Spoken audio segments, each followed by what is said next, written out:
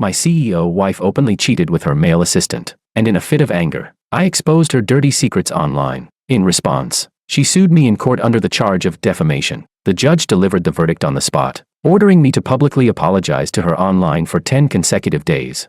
After the court adjourned, Camelia smugly patted my cheek. I told you, me finding a young toy boy was just to spice up our dull marriage. Once I'm done having fun, I'll naturally return to the family. Why can't you understand me? And besides, I don't agree to a divorce. What can a small-time influencer like you even do to me? She thought her power and status would make me obedient. What she didn't know was that I had already prepared my own counterattack. That very night, a video titled #Day1 of apologizing to my devoted wife # went viral across the internet and climbed to the 3rd spot on trending searches. Meanwhile, Camelia, who was out on a date with her male assistant Samuel, was stunned on the spot when she saw the posts tagging her. Chapter 1. This court rules as follows. The defendant, Alexia, is hereby ordered to, starting from the effective date of this judgment, publish a public apology video to Ms. Camelia on online platforms for 10 consecutive days, and compensate her with 100,000 yuan. Bang. The gavel came down, like it had smashed directly onto my spine. How ironic. I stared blankly at the sunlight streaming through the window, yet all I felt was cold. My lawyer patted my shoulder. Sir, don't take the defamation case too much to heart. The key is the upcoming divorce lawsuit. I couldn't hear what came after. It felt like my ears were stuffed with cotton, and my mind was a complete mess. I was clearly the victim of my wife's cheating, so why should I be the one apologizing to her? Even if I had stirred up public opinion online out of anger and crossed a legal line, I was forced into it. The first time I discovered my wife Camelia cheating, I decisively asked for a divorce. If the marriage had already deteriorated, then we should part ways cleanly. But not only did she tear up the divorce agreement, she even shamelessly said, "It was just a kiss. Can you not be so sensitive?" I had no choice but to gather more evidence of her affair with her male assistant Samuel, and then hire a lawyer to file for divorce. But she fled abroad, using work as an excuse to request a delay from the court. In reality, she was enjoying a 2-person world overseas with Samuel. It was during that time that she completely crossed the line. She even encouraged Samuel to send me photos of the two of them in bed, along with provocative messages. Didn't expect a rich, beautiful woman pushing 30 to have such a hot body. Damn, she feels amazing. I completely lost it. I smashed everything in the house, but my anger still wouldn't subside. So I logged into my streamer account and posted all the evidence of those cheating scumbags online, stirring up public outrage. I figured if I was going down, none of us would have it easy, but I didn't expect Camelia to be fully prepared. The public opinion was quickly suppressed, and she even sued me in court. Alexia. I instinctively looked up. Camelia walked over, radiant and full of herself, her high heels clicking against the floor. I frowned slightly and stood up to leave. Stop right there. She hurried after me and grabbed me. Have you made enough of a scene? I'm so busy every day, and for something this trivial, do you know how much of my precious time you've wasted? Busy sleeping with Samuel. I shot back mercilessly. I felt nothing but disgust for this woman now. There wasn't a shred of love left. Camelia's expression instantly darkened. Can't you be like my friends' husbands and just turn a blind eye? And besides, I don't agree to a divorce. As she spoke, she reached out her slender hand and patted my cheek. What can a small-time influencer like you even do to me? I told you, I'm just a bit tired of this 5-year marriage. I found a young toy boy to freshen things up. Why can't you understand me? Why do you insist on making a fuss about divorce? Get lost. I slapped her hand away. Don't bring up those 3 brain-dead friends of yours. What? Should I be grateful that your preferences are normal, so you found a guy to cuckold me instead? You. Cut the nonsense. I interrupted her directly. You just want to maintain your perfect CEO image and win that National Outstanding Young Woman award, don't you? You want the red flag at home to stay standing while colorful flags flutter outside. I'm telling you, that's impossible. This divorce, I'm getting it, no matter what. Chapter 2. Camelia's face flushed from pale to red as I shot back at her, her eyes fixed on me without blinking. After a long moment, she put on a nonchalant smile again. Heh, interesting. This is way more entertaining than playing with a boy toy. I'd like to see how exactly you're going to force me into a divorce. With that, she turned and strode away. As we brushed past each other, Camelia's lips moved slightly. Don't forget to comply with the court's judgment. I narrowed my eyes, watching her receding figure. I took out my phone and only relaxed after confirming the recording was intact. Perfect, another piece of evidence. Combined with what I had gathered before, it was more than enough to play this game. You like to dominate others and enjoy hearing apologies. Huh? Then I'll give you a proper apology. Camelia, you better be ready for it. An hour later, I returned to my studio. As a streamer with tens of millions of followers focused on outdoor content, having an operations team was inevitable. When the team members saw me, They all looked worried. Although the video had been taken down by Camellia, the impact was still there. Women are often perceived as the weaker party, and even though Camellia Sue is the CEO of the Sue Group, most people would still side with her. After signaling that I was fine, I went straight into my office. I opened a document on my computer, my fingers flying across the keyboard as I wrote 10 apology scripts in one go. The content came together quickly. The title was, Day 1 of Apologizing to My Devoted Wife. I would just change the day number for the following ones. Apology Video Day 1. Hello, MS. Camellia. I am your husband, Alexia. I sincerely apologize for the inappropriate remarks I previously made about you across various media platforms. I'm sorry. You and Mr. Samuel are true love. I should not have exposed the fact that you were cheating during our marriage online, as per your request. Even if your conduct was morally flawed, I should not have posted remarks online that insulted you or infringed upon your personal rights. After deep reflection, I realized that I was narrow-minded. You were not cheating, you are simply loving toward all. As of today, after the court session, when you told me that finding a younger man was merely to spice up our 5-year dull marriage, I finally understood. You are a young and accomplished female CEO. I should not have tried to monopolize your love. Your love should extend across the nation and even the world. For this, I once again apologize to you. At the end of the video, I added a bonus clip, the arrogant recording of Camellia after the court session. Since she hadn't requested court review of the content, there was nothing wrong with me making a truthful apology. After editing, I didn't upload it immediately. Instead, I switched backgrounds and began recording the remaining 9 videos. I just followed the same template as the first one, but each had a different bonus clip. For example, in the second apology video, I superficially described how Camellia would occasionally give me small gifts, but the bonus revealed receipts of expensive luxury items she bought for Samuel, while all the complimentary freebies were passed on to me, along with screenshots from Samuel's social media showing him bragging. In the third video, I sincerely thanked Camellia for setting aside her busy schedule to bring a hotel-prepared meal home to celebrate my birthday. In reality, those dishes were leftovers from her meal with Samuel, again backed by his social media posts. For the rest of the videos, I used the same contrast. On the surface, I repented, but in reality, I included evidence of Camellia deliberately trying to humiliate me, openly booking hotel rooms with Samuel and even allowing him to send me photos and mocking messages. By evening,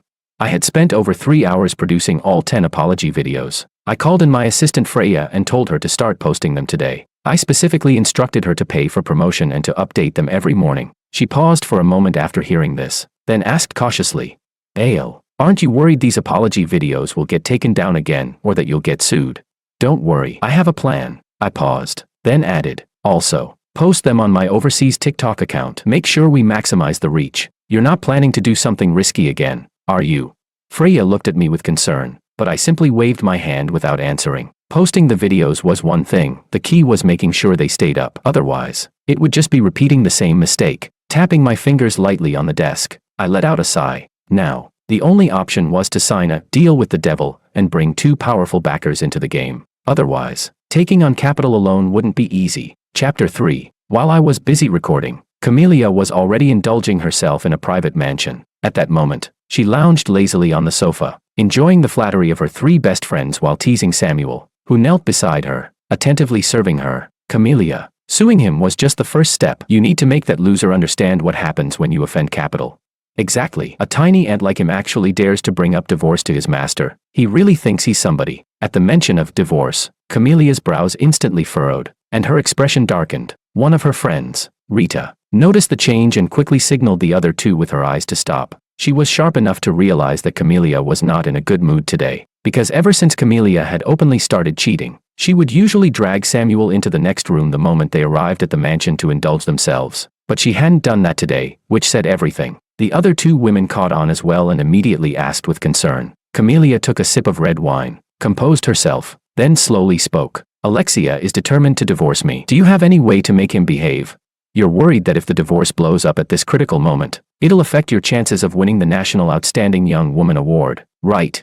Exactly. Camellia set down her wine glass. If I can win that award, the group's value will rise, and my mother will finally hand over full control. The room fell into silence. All 4 women racked their brains for a solution. After a long while, Rita suddenly slapped her thigh. Camellia, you can target Alexia's family. Won't be very effective. Camellia shook her head. His family is blended. They treat him well, but he rarely visits. That depends on the situation. If something happens to his biological mother, do you think he'll just ignore it?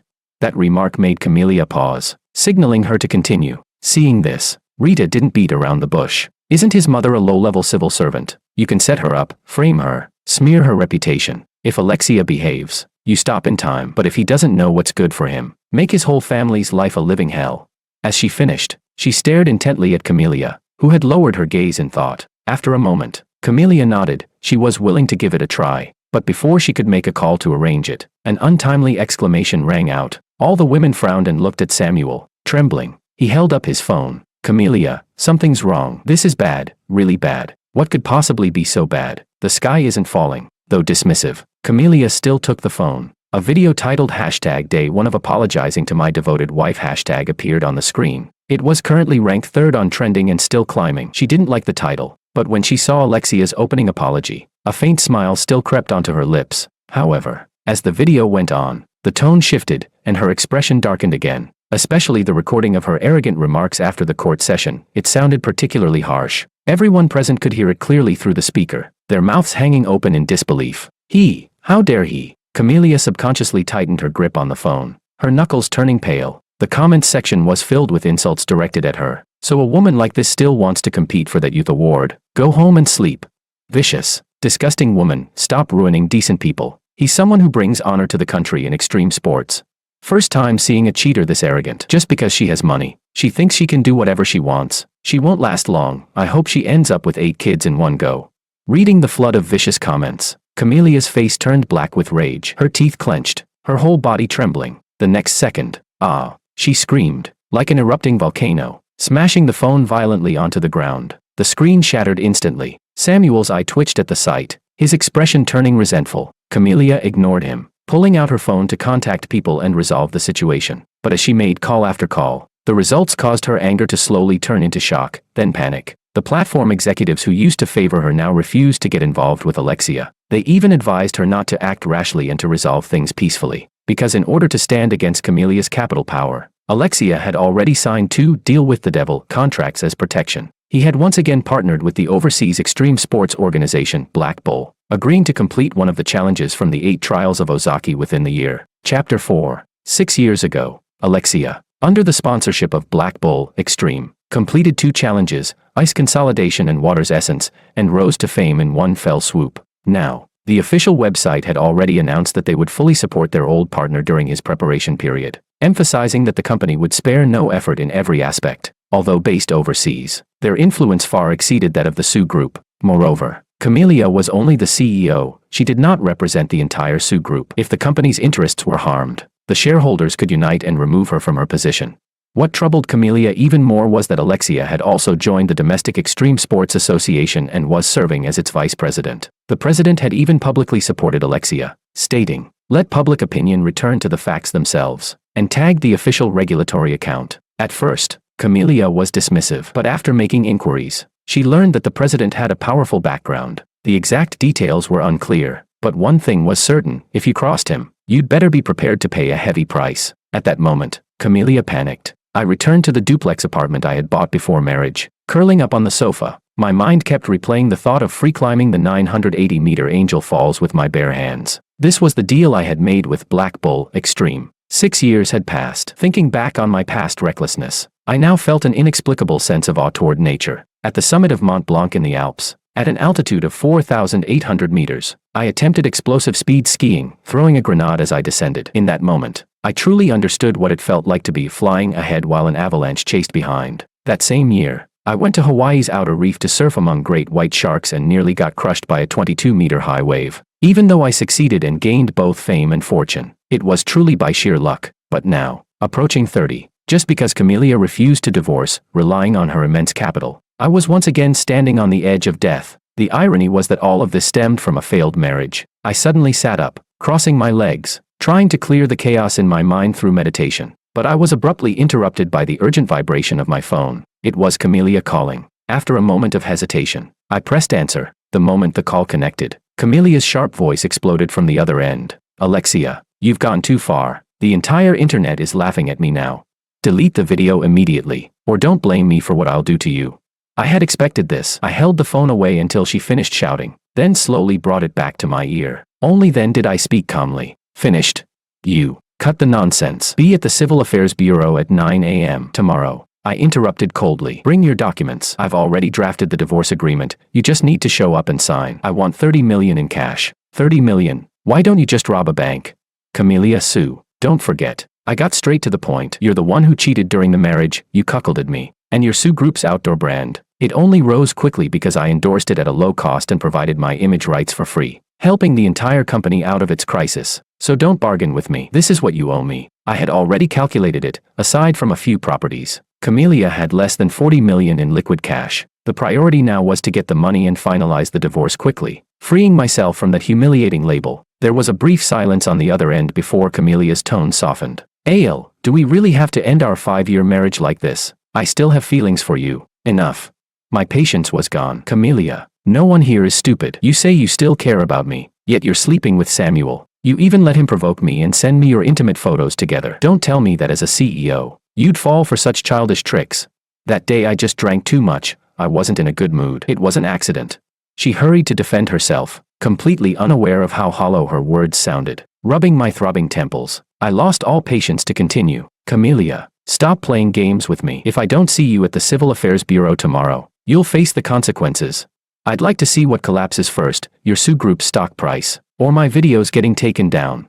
With that, I hung up. Now that the association president was backing me, if Camellia wanted to use capital to suppress me again, she'd have to think twice. I closed my eyes, and only after a long while did the anger slowly subside. In my mind, the image of Camellia, once a simple girl with a ponytail, wearing a plain white shirt and jeans, overlapped again and again with the current image of her as a powerful female CEO. The two figures merged, then separated, repeating endlessly, until finally, both dissolved into nothing. Chapter 5. 6 years ago, Camellia was sincere, intelligent, and resilient, with an unyielding spirit. After seeing my achievements overseas online, she came alone to find me, bringing a proposal that could help the Sue Group overcome its crisis. The moment I looked into her eyes, like they held stars, I felt myself falling for her. Of course, being drawn to her looks was one thing, but my desire to help a domestic brand go global was genuine too. When I learned that the Sue Group was facing a financial crisis, I didn't take advantage of the situation. I only charged 1.5 million yuan for 2 years of endorsement and waived fees such as image rights. Then I helped Camellia conduct research both domestically and internationally, refining designs to create outdoor apparel that was both functional and fashionable. I also wrote the brand story based on a grassroots rise. After 3 months of working together, we became a couple. And the following year, when the brand exploded in popularity, we got married. Since both Camellia's father and mine had passed away early due to illness, her mother suggested we keep the wedding low-key. At the time, neither of us thought much of it. But in the second year of our marriage, after the Sue Group had successfully overcome its crisis thanks to the new brand, Camellia's mother revealed her true colors. She began looking at me as if inspecting merchandise, her words laced with contempt. When my contract expired, she decisively cut me out entirely and chose another celebrity as the brand ambassador. At first, Camellia was dissatisfied with her mother's attitude and actions, and the two of them argued frequently. But later, after her 3 best friends returned from abroad, they began to frequently involve themselves in our home life, feeding her so-called husband-handling tactics. Gradually, Camellia changed as well. That was in the 3rd year of our marriage. After that, I stopped focusing on family life and instead expanded my studio, hiring staff and leveraging my remaining popularity to become an outdoor sports streamer. Freya and the others were recruited during that time. Thankfully, I woke up in time. Camellia, who had been promoted to CEO that same year, grew increasingly busy, and our relationship gradually shifted from husband and wife to something like partners fulfilling certain needs. The cracks had long been there. As for Samuel, he was merely the spark that ignited the powder keg. I stood up, walked to the liquor cabinet, and took out a bottle of strong alcohol. The amber liquid poured into the glass, but I didn't drink it. I simply inhaled its scent, letting the sharpness of the alcohol stimulate my nerves. After discovering that Camellia and Samuel were involved in something ambiguous, I confronted her directly. Since the marriage had deteriorated, we should part ways cleanly. Not only did she refuse, she casually said, "It was just a kiss. Do you really have to be so sensitive?" Then she deliberately avoided me. So I went to find Camellia's mother, who had always looked down on me, thinking she would at least be willing to let us divorce. Instead, I was turned away at the door. The butler passed along a message. "Madam says you, a mere athlete, should be grateful you haven't been abandoned. You have no right to ask for a divorce." It was at that moment that I began gathering evidence of Camellia's affair. And after all that struggle, I ended up being the one sued in court. Thinking of this, I picked up my phone and dialed a number. "Atlas, I need you to handle something for me." "With me. No need for formalities." "What is it?" My eye subconsciously drifted to a youthful photo on the TV cabinet. In it, the guy with a mischievous grin, secretly making bunny ears behind my head, was Atlas. His real name was Atlas, my good brother from the skiing team back in sports school. Over the years, he had opened several clubs and bars, building connections with all sorts of people. For certain matters, he was the most suitable person to rely on. I wasn't going to let Camelia off the hook, and her 3 best friends, along with Samuel, they wouldn't get away either. Samuel, knowingly being the other man yet still choosing to be one, that goes without saying. But the most detestable were Camelia's 3 friends. They had played the role of scheming advisors, teaching her manipulation tactics and feeding her twisted ideas about controlling a husband. They even came up with the rotten idea of suing me, trying to use power to suppress me and force me into becoming a submissive simp who would go along with Camelia. If people like them weren't dealt with, I wouldn't be able to get past this in my heart. After hearing what I needed him to do, Atlas agreed without hesitation. No problem. I'll take care of it. Thanks, brother, but make sure it leaves no loose ends. I said sincerely. Don't worry. Chapter 6. The next day, I stood at the entrance of the Civil Affairs Bureau, focused on studying information about Angel Falls on my phone. Strength and courage were essential, but I also needed to understand every detail like a surgeon to increase my chances of success. The sudden sound of an engine approached from afar. I looked up and saw that the Maybach's license plate belonged to Camelia's mother's car, and I couldn't help but frown. Once the car stopped, a well-maintained middle-aged woman and Camelia stepped out one after another. Camelia's makeup was still impeccable today, but it couldn't hide the fatigue in her eyes. Clearly, she had just been scolded by her domineering mother. Well done, Alexia. Camelia's mother was the first to attack. 30 million, trying to extort my daughter. That's what I deserve, I replied in a low voice, completely unafraid. You think you're worth that much? Why don't you take a look at yourself first? She sneered, her tone dripping with arrogance born of power. You dared to slander my daughter, damaging her reputation and affecting the group's stock price. Are you tired of living? As she spoke, she pulled out a divorce agreement from her bag. Sign it, then post a statement online admitting that everything you said before was fabricated, that you were mentally unstable. Then leave with nothing and get out quietly. Otherwise what? I interrupted calmly. Like how you used me and threw me away back then. Or like last time when I came to see you and was turned away, and you called me a worthless jock. Camelia's mother's expression darkened. Sharp-tongued. Aren't you? You think finding some backing and posting a few sarcastic videos is enough to fight me? Let me tell you, the Sue Group's network is beyond what a small-time influencer like you can imagine. I can make your videos disappear completely, and make sure you can't survive in this country. Is that so? I spoke calmly, tapping on my phone before turning the screen toward her. Seems like your network isn't that impressive after all. On the screen was today's trending list. Hashtag day 2 of apologizing to my loving wife hashtag sat firmly at number 1, while yesterday's video ranked second. Camelia's mother's pupils shrank. Clearly, she hadn't expected her connections to fail, nor that even paid online trolls couldn't stir up anything. Still, she forced herself to stay composed. Maybe they haven't really stepped in yet. Just wait. You probably won't be getting help from Chairman Wang or Deputy Director Li. I took back my phone and looked at her. I forgot to mention, the president of the Extreme Sports Association is surnamed Ning. His granduncle used to sit at the top before retiring. The people you relied on, they're probably having tea somewhere right now. Camelia's mother's face finally changed, her lips trembling uncontrollably. Behind her, Camelia showed clear panic for the first time, blurting out, "How is that possible?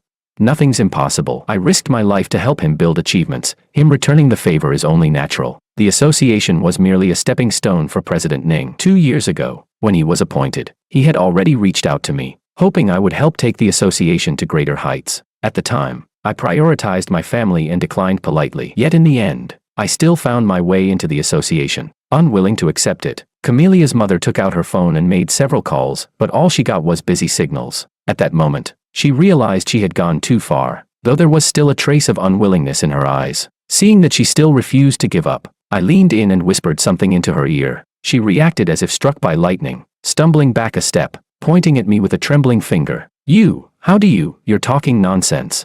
Whether it's nonsense or not, you know it yourself. I smiled faintly. So, can we proceed with the divorce now? 30 million is the compensation I deserve. As for your little secrets, I'll pretend I know nothing. With that, I took out my own copy of the divorce agreement and handed it over. Camelia hadn't heard what I said. She stared blankly at the agreement, her eyes fixed, her lips parted, her eyes reddening instantly as she looked at me, but before she could speak, her mother grabbed her arm. "Sign it," her mother said, her voice trembling slightly. "There's no time to drag this out anymore." "But Mom, look at you, have some dignity." Seeing her daughter like this, Camelia's mother cut her off. "So what if you cheated? She pointed at Camelia. With your status, do you lack men? Stop embarrassing yourself here. Without another word, she dragged Camelia toward the building. Camelia struggled as she was pulled away. Her voice choked with sobs. Mom, I still have feelings for him. I don't want a divorce. The moment I received the divorce certificate, I felt completely relieved. With the $30 million transferred, the 2-month-long divorce battle finally came to an end. As I walked out of the Civil Affairs Bureau, Camelia's mother pulled her into the car as she kept looking back at me. I watched them leave, then turned and walked toward my BMW M5. The divorce was only the first step. The storm, however, had just begun. Chapter 7. In the blink of an eye, 10 days had passed. With nowhere left to turn, Camelia blocked the entrance of my residential complex. During this time, both she and her mother had completely fallen apart. I had added the surveillance footage of her mother threatening me at the Civil Affairs Bureau into the later apology videos. With support from the Domestic Extreme Sports Association and the overseas Black Bull Company, public opinion surged overwhelmingly, causing Sioux Group stock to hit the daily limit down. The shareholders were furious and directly removed both Camelia and her mother from their positions. Even Samuel was fired and blacklisted. This was largely thanks to Camelia's mother's past reckless decisions, which gave the shareholders an opportunity. Back then, after Camelia's father passed away, her mother had distributed part of the shares to stabilize her position as chairwoman, leading to fragmented power. Once the shareholders united, they had enough leverage to remove her. Forced out of power, Camelia's mother was furious. In a moment of impulsiveness, she filed lawsuits against me, the Extreme Sports Association, the overseas Black Bull Company, and even Sioux Group's shareholders all at once. That move stirred up a hornet's nest, and with her standing alone, she quickly fell into a disadvantage. But misfortune never comes alone. Just 2 days ago, Atlas uncovered shocking dirt on Camelia's mother. Without hesitation, I had him arrange for an anonymous report, accusing her privately funded art school of illegal activities. I had discovered this accidentally before she sued me. After being turned away by that old woman, the more I thought about it, the angrier I became, so I went back again. By sheer coincidence, I saw 2 young men in their early 20s being helped out of her villa. They were crying, their legs trembling as they got into a van and left. I had the presence of mind to secretly take photos and sent them to Atlas to investigate.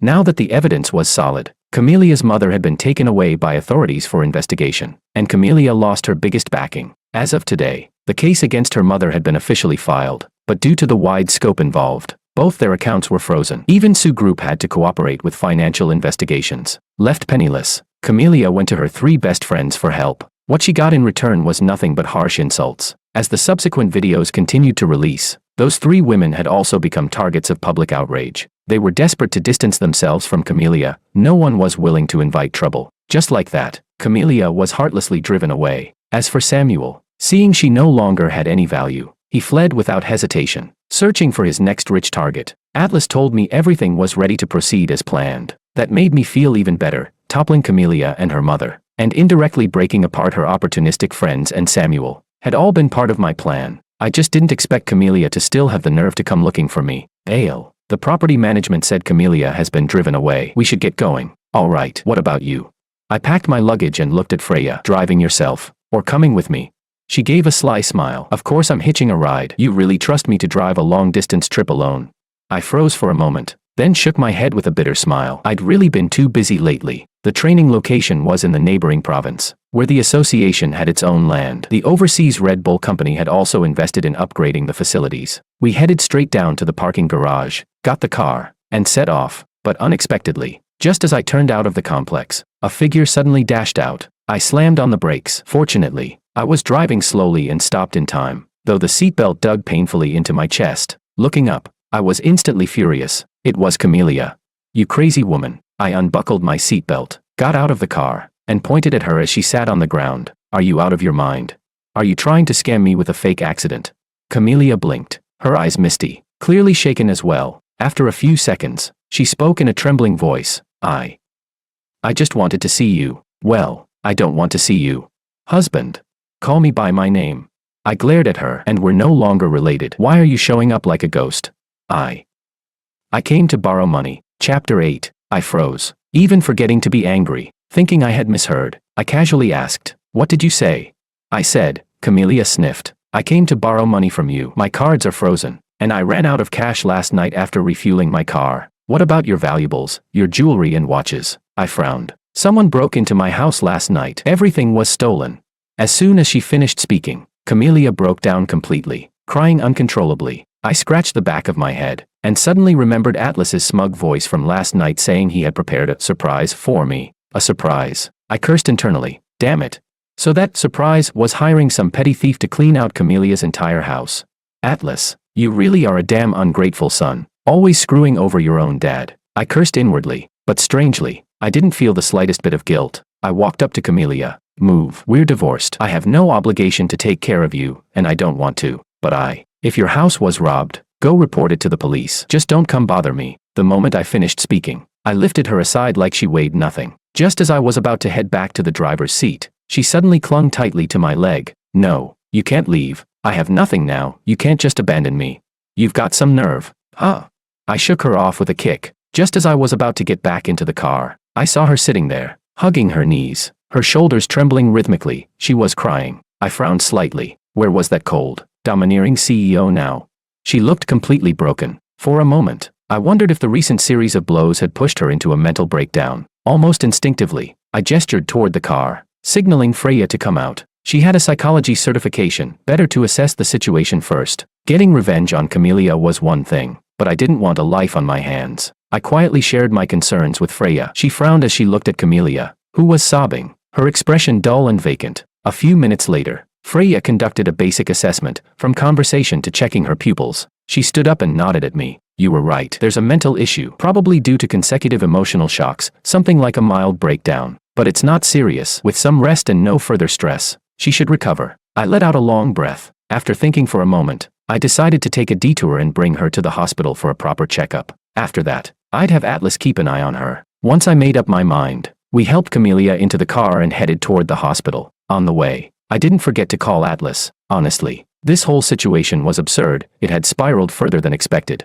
More than 2 hours later, the doctor reviewed Camelia's results, which were mostly consistent with Freya's assessment. The only difference was that she had suffered a minor impact to the back of her head and needed rest. I checked the time and told Atlas to keep an eye on her. I had to reach the training site today no matter what. This turned out messy. Atlas sighed. Alex, I really just meant it as a prank to help you vent. I didn't expect it to go this far. It's not that serious, I replied. At most, it was just the last straw that broke her. I patted his shoulder, glanced around, then lowered my voice. What about Samuel and those 3 women? What's their situation now?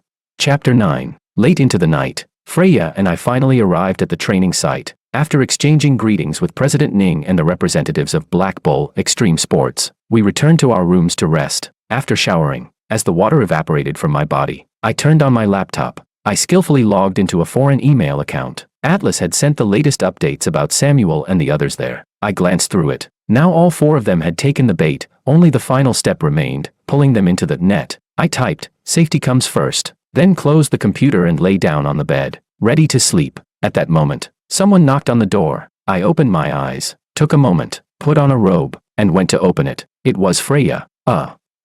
I made you some soup. Do you want a little? Oh, thanks. I was briefly surprised, then quickly stepped aside to let her in. Although it was already late, it wouldn't be right to refuse her kindness. The room fell silent. Only the faint sound of a spoon occasionally touching the bowl could be heard. I drank the soup quietly, while she rested her chin on her hand, staring at me without blinking. It made me feel a bit uncomfortable, and I unconsciously quickened my pace. Ever since the divorce process with Camelia began, I noticed Freya acting differently. As an assistant, besides her usual duties, she added something else, psychological support for me. At first, I thought it was just concern between colleagues, but after the divorce, things changed even more. She began making soup for me on her own initiative, and sometimes came to my place, even cooking a table full of dishes. That was when I realized things had already crossed a certain line. I am a straightforward person, so I told her that, for now, I didn't want to get involved in a new relationship. She said she understood, but also stated firmly, I'll wait for you. Seeing that I didn't understand, she explained her reason. She came from a prestigious medical family in the capital, and since childhood had been forced to study medicine, which made her unhappy. Even later, when studying psychology, she felt she had developed mild depression. One day, while browsing foreign forums, she saw my videos challenging Ozaki's 8 tests and an interview of mine that ignited a spark within her. We all feel fear at times, but we must learn to face it and even conquer it, even if we end up shattered in the end. That brief answer in the interview moved her deeply, so she pursued a second degree, obtained dual qualifications, and decided to come work with me. For someone like me, who had just emerged from the shadow of a failed marriage, I could only take things step by step, but continuing like this wasn't fair. So when I saw her packing her things to leave, I impulsively stopped her. If I manage to complete this challenge and come out unscathed, how about we try being together? Aren't you afraid I might be another Camellia?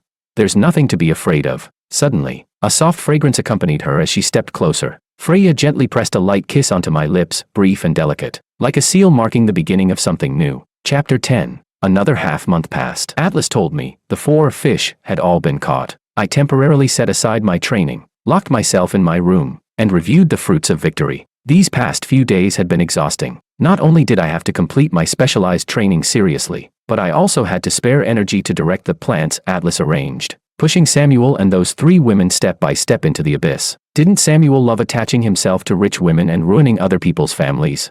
Then I'd grant his wish, let him spend the rest of his life in the circle of wealthy women. From the moment he left Camellia to look for his next target, I had Atlas arrange for a madam in J Country to step in. The madam showed Samuel proof of how male hosts there could earn massive amounts of money from wealthy married women. After a few days of conditioning, Samuel became convinced it was far more profitable than staying in the country, so he followed her to J Country. At first, I only had the madam introduce him into the trade, letting him follow the rules and earn money properly, just enough to taste success. A few days later, I had her deliberately reveal stories about some hosts finding true love, a path to ruin. Driven by greed, Samuel didn't even think it through and fully turned on his manipulative charm. With the madam secretly assisting, he successfully hooked a fairly attractive, high-status married woman. But he forgot, J Country is a place where capital reigns supreme. The fool even tried to provoke powerful people there, just like he once provoked me. The result?